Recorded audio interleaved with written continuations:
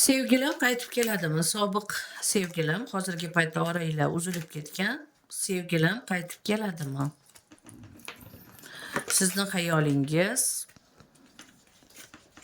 sevgilingizni xayoli. Siz hozirgi paytda nima bilan mashg'ulsiz? Sevgilingiz nima bilan mashg'ul? Sizni xayolingiz judayam uni yo'qotganda, xuddi yarbingizni yo'qotgandek, xuddi hayotingiz ma'nosi, черный bellik holatga tushgan. Bu sinovdan eson-omon o'tib olishim kerak degan holatda. Sevgilingizni xayolida u o'zini ishida, o'zini ishlari, o'zini dvijeniyasini, o'zini safarlari bilan ovora bo'lgan. Bu ya'ni o'zini mehnat bilan, ish bilan chalg'itgan sizni xayolingizdan. Siz esa hozirgi paytda o'zingizni yangi o'qish, yangi ish boshlash va o'zingizga ko'proq ishonib, ishonchli do'stlar orttirish va yoki bo'lmasam ishonchli odamlar bilan ishlashni yo'lga qo'ymoqdasiz. U ancha-muncha yutuqlarga erishdi.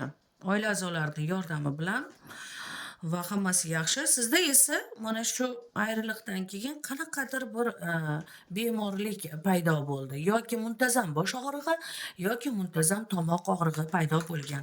Albatta lecheniya qilishingiz lozim. Xo'sh, sobiq sevgilingiz qaytib keladimi? Albatta siz yaqinda bu xayollardan qutulasiz. 8 kun yoki 8 hafta yoki 8 oyda. Umuman sobiq sevgilingiz haqida o'ylamay qo'yasiz. Sobiq sevgilingiz o'zini ishi va bizneslari bilan, ikkingiz ham o'z yo'lingizda ketmoqdasiz. Xo'sh, sobiq sevgilingiz.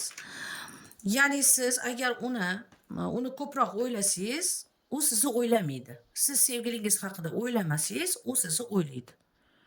Va sizni qiyinchiligingiz unda boshlanadi. Ya'ni sevgilingiz haqida mutlaq o'ylamang, chunki o'ylagan sari sevgilingizda bo'ladigan karmani, og'ir kunlarni o'zingizga olib qo'yyapsiz, u bo'lsa gurkirab ketyapti. Siz uni o'ylamay qo'yishingiz bilan u xuddi sizni holatingizga tushadi. Siz bo'lsa yana sevimli bo'lasiz, yana yo'llaringiz yaxshi bo'ladi. U sizga beparvo emas, sizni uzoq-uzoq chetdan, ba'zida ijtimoiy tarmoqlardan kuzatadi, lekin qaytib kela olmasligini biladi. Qaytganim bilan foydasi yo'q.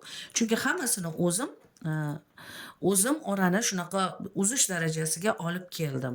O'zim shuni xohladim. Chunki u qizni men baxtli qila olmasdim. Bunaqa yaxshi qizni baxtli qila olmasdim deb o'ylaydi. Sizga bo'lsa boshqa joydan yaxshi inson, yaxshi sevgi kelmoqda.